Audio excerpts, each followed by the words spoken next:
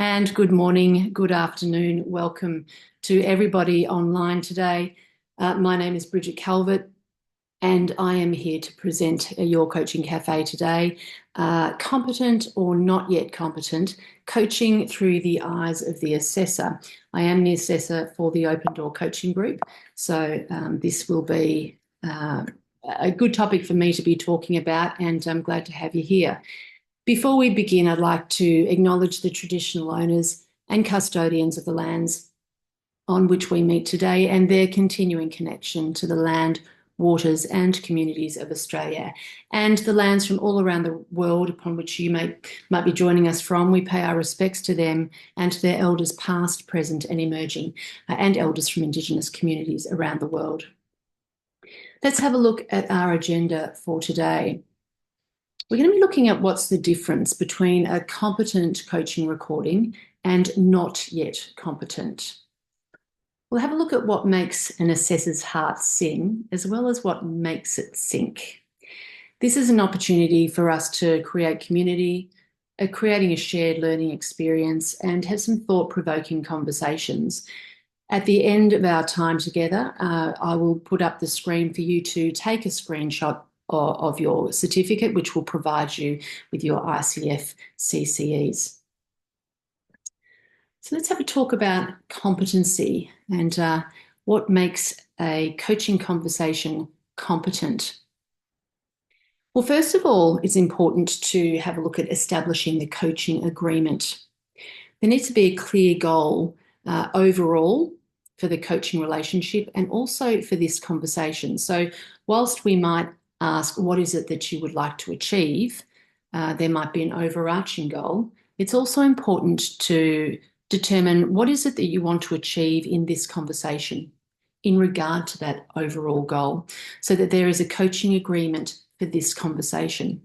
It allows you as the coach to be able to check in along the way as to where your coachee is at in this conversation and how well they are travelling towards that desired outcome. And of course, that's one of the ICF core competencies as well. Part of co-creating the relationship is establishing and maintaining agreements. Trust and rapport is really important when it comes to the coaching space, of course. You want your coachee to be able to bring 100% of themselves to that conversation, as you are to bring 100% of yourself to that conversation. And to be able to do that, there needs to be a level of trust and rapport so that the conversation can be open and honest, and the coachee is able to communicate clearly and know that the conversation that they're having is confidential. Maintaining presence is really important, making sure that we're 100% focused on the coachee, what they're saying, and that we're curious around what they're saying. We're bringing curiosity to this space. We're staying out of the space and we're listening actively. So we're bringing ourselves to this conversation. Sometimes I describe it as the fly on the wall to a certain extent, where we're staying out of the space and we're facilitating somebody else's thought process, their thinking. And we're simply asking our questions with a genuine curiosity because we don't know the answer for that coachee, and that we're focused on what they're saying. We want to stay out of the space. We want to listen. We want that the coachee to be able to think and reflect and talk, and we've got to stay out of that space. Of course, we're non-judgmental. Again, ties into that curiosity piece, being curious and non-judgmental when we're coaching. We want to ask questions with a genuine curiosity and questions with purpose. I always say not every question is a coaching question. So we want to make sure that the questions that we ask are thoughtful and they are questions that allow your coachee to move forward to where they want to go, rather than asking a question for the sake of asking a question, or asking a question because we want to know the answer or we're interested and curious for ourselves rather than the coachee. Of course, be interested and curious. However, we're not having a regular conversation, we're having a coaching conversation. So, given that, we want to make sure that we're asking our questions with genuine curiosity because we don't know the answer, and questions with purpose that supports the coachee to move forward. We also want to be aware and thoughtful around our questioning, asking one question at a time and staying out of the space. So rather than stacking questions on top of each other, which can happen sometimes, but if we can focus on asking that one question and staying out of the space to allow the coachee to think and reflect. We also want to make sure that we're asking mostly open questions. Who? What? Where? When? And how? We're going to be mindful about asking why questions. Why questions we might save when we have really good rapport with someone. And rather than, for example, asking, so why did you do that? Which might create some defensiveness, like someone has to justify themselves. A great why question might be, so, and why is that important for you to achieve? So it's a deeper level why question. So we save those why questions for those moments. And we're asking mostly the who, what, where, when, and how questions. We also want to make sure that the coachee is finding their own answers. We are staying out of the space. Our questions are prompting somebody to think, to reflect, to find their own answers. What about not yet competent? What makes a coaching conversation not quite yet competent? Well, it might be that there was no coaching agreement established for the coaching session. So we're not exactly sure where this conversation's going. It might be going around in circles, or there hasn't been any clear agreement set up front or within the first 10 minutes or so as to where the coachee wants to travel in this conversation. Not yet competent will also be demonstrated if we are telling, if we're mentoring, or if we're advising. Of course, coaching is around asking great questions, being curious, staying out of the space because we don't know the answer. Right? So we're going to stay away from that telling and mentoring or advising. There is a place for telling, mentoring, or advising, just not when we're coaching. Judging and giving your opinion. So if you're judging, what did you do that for? Or I'm wondering why you did that. Or perhaps you're giving your opinion about what you think about something. This, of course, is not coaching. It's something else. So if there's judging or giving your opinion in coaching conversations, that would be demonstrated as not yet competent. Also getting stuck in the story. And what I mean by that is that potentially you might be asking questions that keep you stuck in that reality. They might be questions that are allowing you to find out more of the content, more of the story, which essentially might be interesting to you. It may not necessarily be helpful for the client or the coachee to move forward. So getting stuck in the story and asking questions for the sake of asking questions or because you're interested potentially is demonstrating a not yet competent coaching conversation. Leading questions. Leading questions, when we're asking those leading questions that lead a coachee down a particular pathway. For example, it might be something like, have you thought about doing it this way? Which is essentially guiding someone down a particular pathway that you think that they might need to go. Or could you try and do it that way instead? Or have you thought about this? It's those leading down a pathway type of questions. So have you, could you, would you, will you? When we start our questions with those words, it potentially becomes a leading question. So we want to stay away from that and remember our who, what, where, when, and how questions, which alleviate that leading question potential. Stacking questions. So asking more than one question at a time. I know I can be guilty of this occasionally too. Sometimes when you're thinking in the moment, you're thinking about a question and then perhaps you reword it. So it's being mindful to think about the question that you want to ask first, and then ask the question and stay out of the space. A lot of closed questions. Sure, it's okay to ask the odd closed question, and a closed question can be really valuable when you want to nail somebody to commitment. Will you do it, for example? But a lot of closed questions in a coaching conversation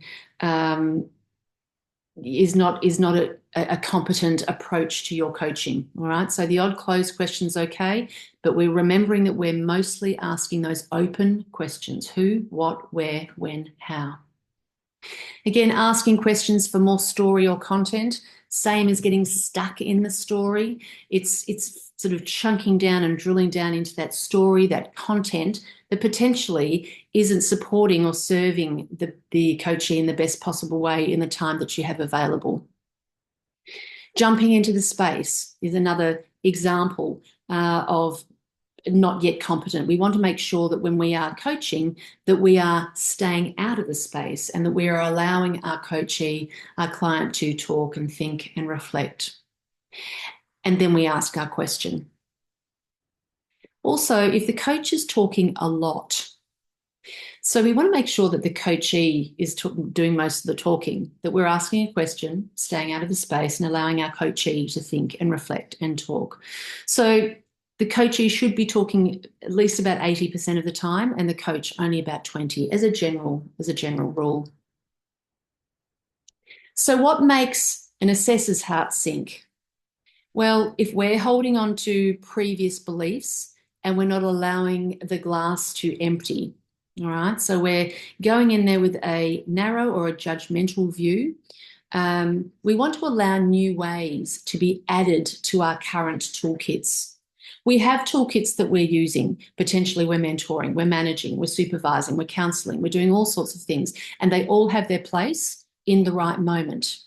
It's not when we're coaching, right? So we want to add to our current toolkit, and we want to let go of previous beliefs of what we think we know, let that go, and allow new ways to be added into our toolkits. Mixing mentoring and coaching when we're taking part in a formal coaching conversation, right? This is what we want to avoid when we're formally coaching. We need to be really clear around what coaching is and what it's not. And it also supports us to educate others around what coaching is and what it's not. If we're mixing our mentoring and our coaching together, we're giving an impression or an idea of what coaching is that potentially, we're able to give advice, or we're able to give our opinion, or how something might have worked for us, and adding that or offering that in our coaching sessions, which is not coaching. So leave the mentoring out of the formal coaching conversation. Closed mindset. We want to be open and curious because we don't know the answer for that person. Lack of awareness in the coaching session. We want to make sure that we are curious and that we are aware of what's going on around us in our coaching session. So not only are we listening to our coachee, the words that they're using, we're also becoming aware of other things that's going on as well. Perhaps it's a tone of voice. Perhaps it's congruency between tone and words that are being used. Perhaps it's environment. So having a lack of awareness in the coaching session, not being clear or aware of what's going on around us in that coaching session, may very well lead to not yet competent. Lack of flexibility to adapt. So sometimes we don't know what the coachee is going to bring to the coaching conversation. Perhaps something changes in the middle of the coaching conversation. So I don't know. You need to be flexible, and that lack of flexibility to adapt and just staying closed within a particular pathway without adapting and partnering with your coachee to gain whether flexibility is required. It's really important. So that lack of flexibility to adapt, if noticed in a coaching conversation, can lead to that not yet competent. Also cutting in and jumping into the space. When our coachee is speaking, we are not. If we're speaking and the coachee speaks up, we'll stop. and we'll listen. So we don't want to cut in and jump into that space. It's often in that quiet and in that space of silence that things will come up for the coachee that potentially won't if there's too much noise or if we're jumping in.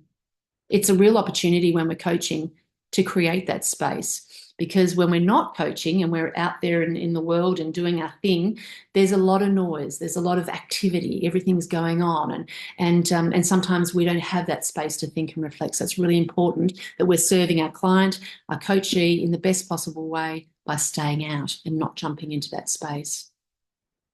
And of course, the coach talking too much.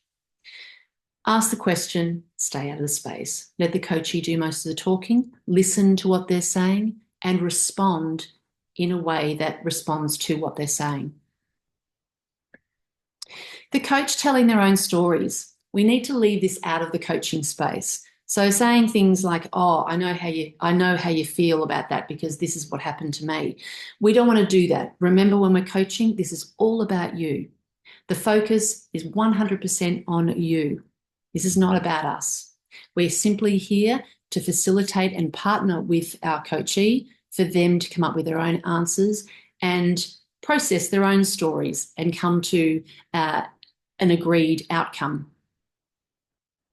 Also, the coach choosing when the session ends. So hearing, okay, well, I think we'll wrap it up there, or yeah, I think we'll finish up, is not the job of the coach.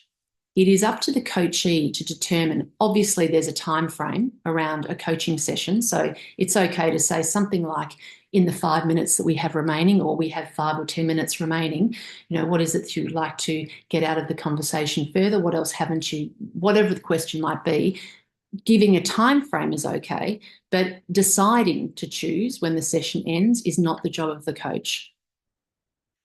What about what makes the heart sing?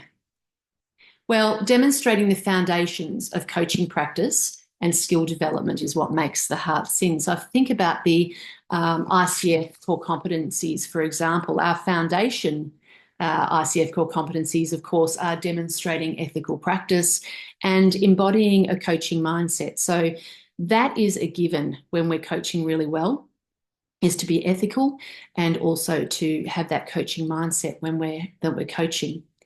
Other ICF core competencies, of course, include the co-creating the relationship competencies, which include establishing and maintaining agreements, cultivating trust and safety, which we touched on earlier, as well as maintaining presence. There's also the communicating effectively core competencies, listening actively and evoking awareness. And of course, cultivating learning and growth through facilitating client growth. Growth mindset, coaching mindset, really important when we're coaching. If we go in with that growth mindset, I believe you can. All right, that's a coaching mindset. I believe that you can. Even if you don't think you can, or if you don't think that you have the answers, I know that you can find the answers for yourself. I know that you can find a way. And the more I approach my coaching conversations in this way, the more you are taking on that ability to believe in yourself as well, that you have the subliminal message that you have that confidence, that I have that confidence in you, that I know that you can. So growth mindset's really, really important when it comes to coaching. So we need to define or redefine our definition of help, if you like, when we're thinking about growth mindset. So helping when we're coaching is not giving advice, is not offering an answer. I think I'm helping if I give advice, or I feel like I'm giving value if I'm giving you something, some sort of advice or information. Helping when we're coaching is allowing that coachee to find the answer for themselves. We know what it's like, of course, when we're told what to do versus when we discover something for ourselves. And that really comes into play with that growth mindset piece. Curiosity and flexibility. Of course, we go into our coaching conversations being curious, which I've mentioned earlier, as well as being flexible. So we're partnering with the client, with the coachee through this conversation, and we are moving with the client around what it is that they want to achieve in that coaching conversation. And we are applying our toolkit, our coaching toolkit, to the conversation appropriately, depending on what's required. Effort and engagement. Of course, it's it's wonderful when you can hear the focus in a coaching demonstration recording. You can hear that the coach is focused 100% on the coachee and they're engaged in the conversation. They bring 100% of themselves to that conversation. Reflective practice, it's really, really important. And again, part of that ICF core competency too, around embodying a coaching mindset, reflective practice is really, really important. So when we're coaching, we're always going to reflect what went well, what could I have done differently. Perhaps you might reflect on particular questions that you asked, or spend some time considering how you performed in terms of your coaching, and always reflecting on how we can do differently or do better, having that self-awareness around our own coaching as well, making sure that we're asking those open and curious questions: who, what, where, when, how. I say it so often, but it's so important to remember: who, what, where, when, how. And that we are aware of what is going on. So if we're self-aware, we're aware of what we're bringing to the table, what we're bringing to this conversation. And it allows us to recognise what else is going on around us and around our client, our coachee. Not only what they're saying, how they're saying it, tone of voice, environment. There's a lot that comes into play when it comes to awareness. Positive self-concept, really important. Don't know what else to say about that one. Positive self-concept is really, really important to go in there with that positive mindset, being self-confident, trusting that you will bring the best of yourself to this coaching conversation. Evidence of preparation is really important too. So, when you're learning particular coaching tools and models, make sure that you are fluent and confident with your questions. Try them on, learn them, practice them. Something every day is something that I always say too when we're learning our coaching questions and our coaching approach, rather than just asking questions for the sake of asking questions. So how are we preparing for our coaching conversations?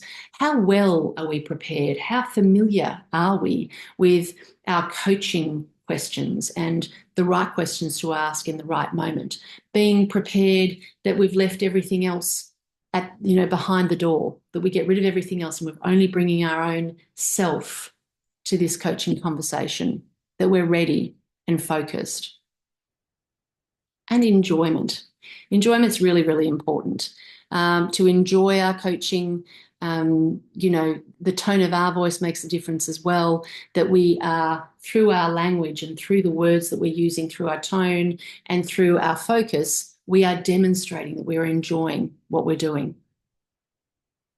So I don't know, because I'm not sure if there are any questions. I'm just going to stop my share just for a moment to have a look at the chat box to see if there are any questions.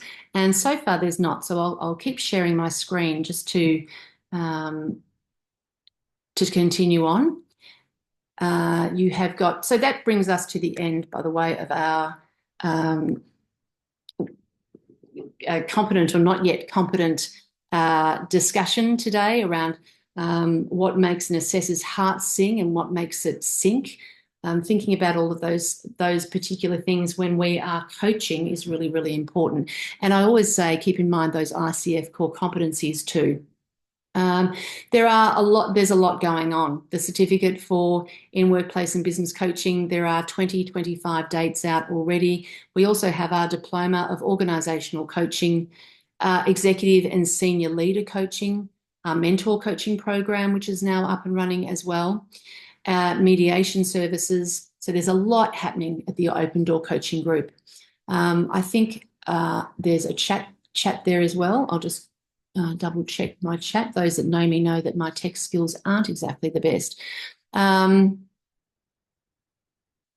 you, Nicole. Expand on what the mentor coaching program contains. So part of when you go for an ICF accreditation, for example, you need to have 10 hours of mentor coaching. Part of that, the mentor coaching is included in your certificate for and workplace and business coaching program when you do the face-to-face program. If you do an online program, there are less hours attached to that. And then you might need to make up some mentor coaching. Of course, you can do mentor coaching on its own as well for professional development.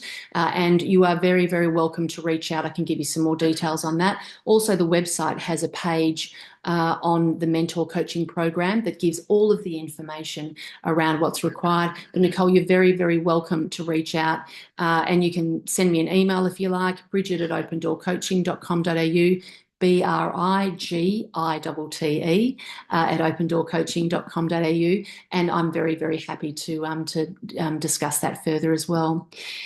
This is the certificate, of course, for your program. I'm just going to, I think, stop the recording as well. Bear with me.